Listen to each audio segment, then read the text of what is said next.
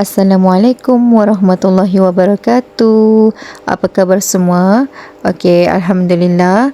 Hari ini genaplah setahun saya menunaikan umrah. Jadi ini macam throwback lah.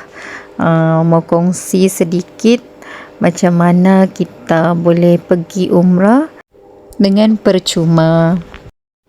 Ada beberapa tips yang saya mau kongsi lah. Okey, yang pertama doa.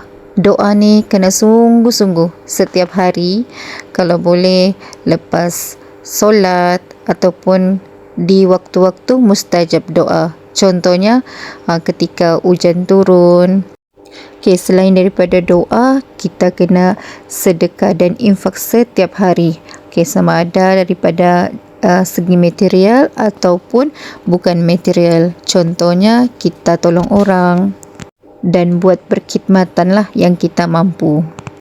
Okey, selain daripada itu, ini kena wajib lah juga kita berbakti pada ibu bapa, bagi kasih sayang dengan dorang, jaga dorang dan bagi kebajikan untuk dorang. Alhamdulillah, ni gambar kami masa menunaikan umrah dulu bersama dengan kakak, bapa, mama dan saya lah. Alhamdulillah. Okey, kenangan lah ni yang terindah.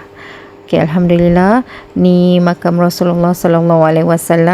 InsyaAllah saya doakan yang menonton ni sampai ke sini nanti.